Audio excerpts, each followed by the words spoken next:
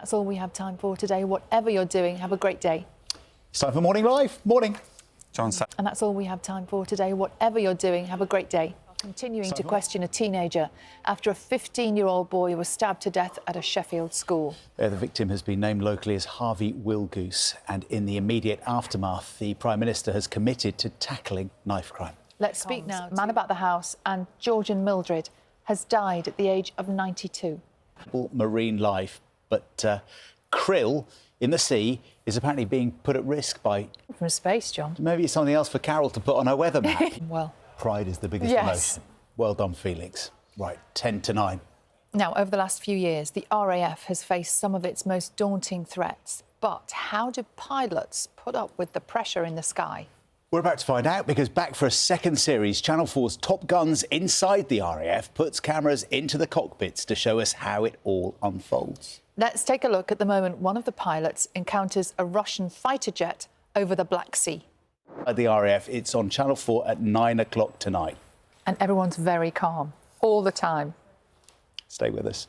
Headlines coming up, trying to sound calm. Good morning, welcome to Breakfast with John Kay and Sally Nugent. Hello there, it's 9 o'clock. Here are headlines, 8:45. And when Felix Barrow was just 11 years old, he was knocked over by a car as he was walking to school, leaving him unable to walk.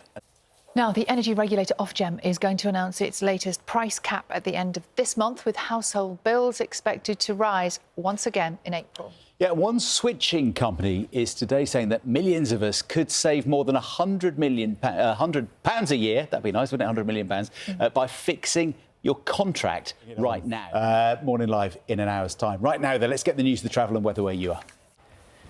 Well, let's speak now to... Morning Live follows Breakfast on BBC One this morning. Let's find out what they have for us today. It's Helen and Gethin. Kicks off on Saturday in Glasgow. Thank you so much for being here. It's lovely. Time now to get the news, the travel and the weather where you are this morning. Good morning. Welcome to Breakfast with John Kay and Sally Nugent. Just after 8 o'clock, here are headlines. The actor Brian Murphy, best known for his roles in British sitcoms Man About the House and Georgian Mildred, has died at the age of 92.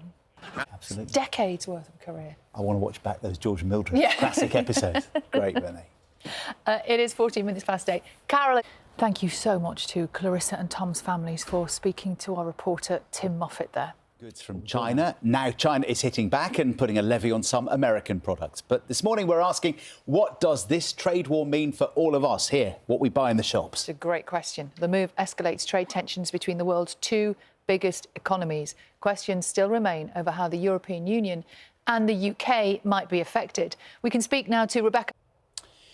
Now, the banks of Loch Long in Argyll are a popular spot for tourists and photographers, but sadly they've also become a magnet for Scotland's waste. Tens of thousands of items are washing up on the beach every year, and campaigners say the only solution is to stop plastic entering the water in the first place. Kevin Keane has been to investigate. No, can you imagine me? I'd be the worst. My mum was a tennis coach. Yeah. She just completely gave up on me. I was a disaster. I don't believe it for a minute. Look, it's nearly 8:45. We're going to be joined by Cyndi Lauper in a couple of minutes' time. Cyndi Lauper. She's here. Very excited. She's round the corner. That almost rhymes. Carol, we've got Cyndi, wasn't it? He's been making us laugh for a long time. Absolutely has. What a career. The late Brian Murphy. We're going to talk now about some tiny, really very tiny, unsung heroes that sustain incredible marine life, but climate change and fishing are putting them at risk. I'm talking about The Sims, who have been a staple in many households since the noughties, allowing players to build a dream home and little characters, digital avatars, and live out endless virtual lives. Well, it is now 20... for that, we could just pretend. OK, no, it's great. I love me a bit of Sims. Yes. I've created an avatar of Carol. Go. Well, that will be an impact in households across the country with the heating, won't it? And the energy regulator Ofgem is going to announce its latest price cap at the end of this month, with household bills expected to rise once again when we get to April. Yeah, one switching company says millions of customers could save more than £100 a year by fixing their contract right now. Now, 2024 was a really tough year for the royal family, wasn't it, with King Charles and the Princess of Wales both being diagnosed with cancer.